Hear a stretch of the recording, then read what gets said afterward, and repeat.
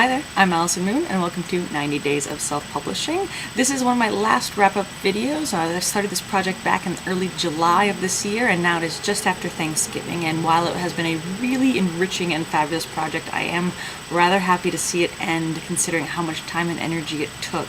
But I wanted to share with you before I go some of the main points that I encountered, some of the biggest things that I learned while I was self-publishing my novel, so that you can maybe decide if self-publishing is for you using these little tips, or if you've already decided that it is for you, these might help you kind of navigate your path on your way.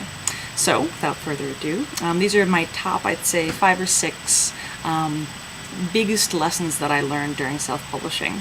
So the first one is budget more time and money than you think you're going to need.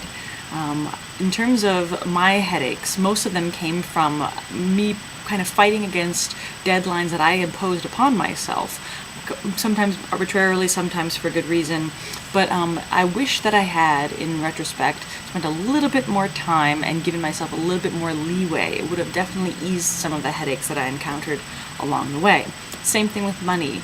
You'll never know when you're going to be in a tight spot and you're going to need some help.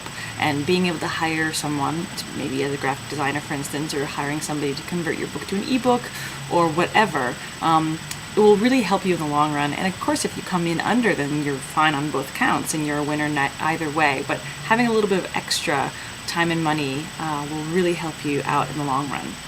The next thing is define your goals.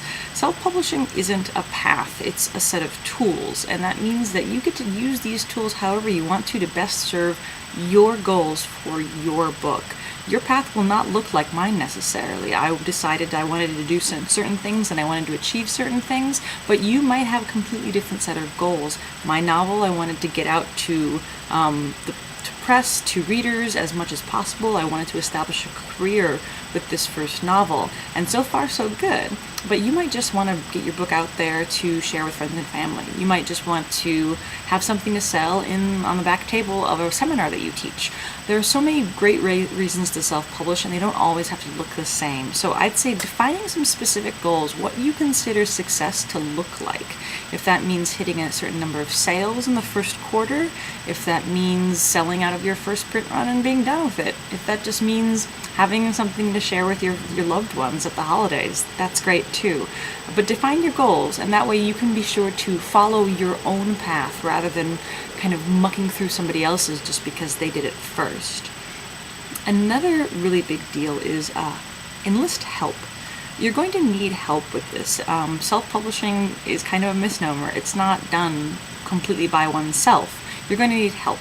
And that might look like your peer group, it might look like your classmates, it might look like your friends, your lovers, your neighbors, it might look like coworkers, and it also might look like people you pay to help you.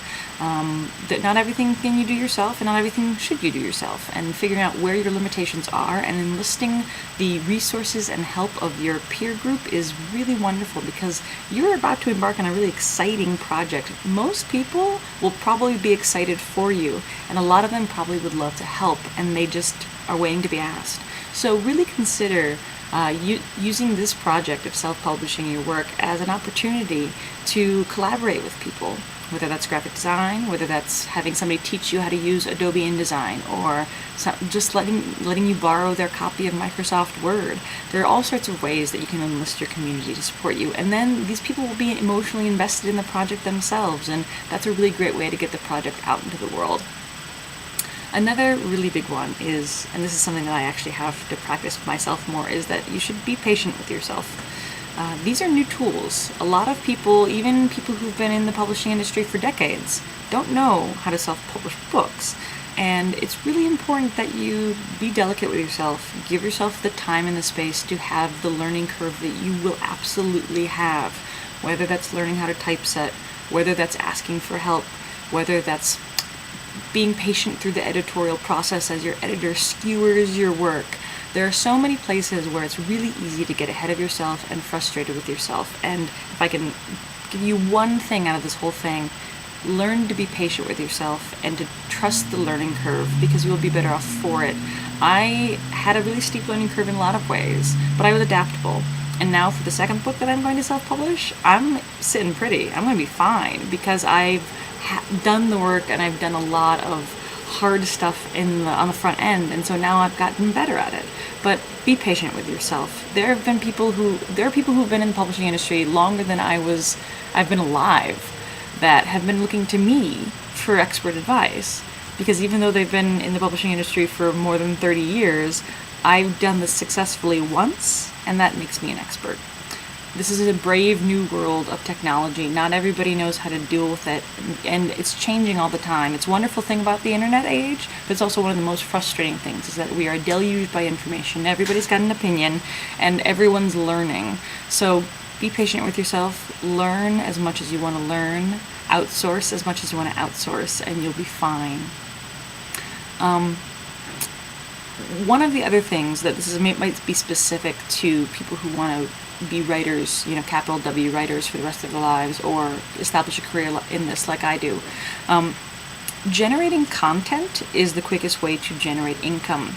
We are dealing with a very, intense signal to noise ratio. Again, the internet age means that there's a huge amount of content that is all very easily accessible by pretty much everyone in the world, which also means that it's easier to find yourself buried. So one of the things that you can do is to generate lots of content. Now, this might be a contentious point for some people, particularly people who are used to the traditional model where you craft and work on one book for 8 years, and then you do it again once you found success publishing.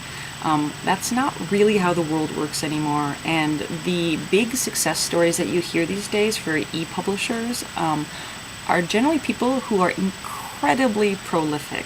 They're people who are generating lots of content, and they have all that content working for them passively in the background while they generate more content. This is definitely the fastest way to find any sort of financial success in the self-publishing business, particularly if you can keep your costs down by not printing books either. I mean, the ebook revolution, what's happening is people are able to generate content quickly and have that generate money for them quickly right back at them. Again, this is contentious because it doesn't necessarily mean that the quality is up to the standards that some people hold. That's a decision you have to make for yourself. However, there is definitely a happy medium between good content and fast content. And if you can find that medium for yourself, keep generating content. That is the best way to be able to make a living doing this. So that's my big tips from this whole journey. I really appreciate you joining me through this. Of course, I'm still open to hearing your questions, your thoughts.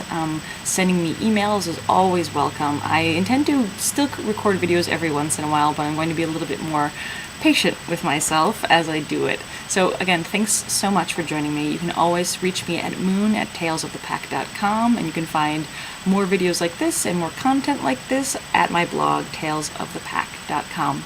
Thanks for joining me.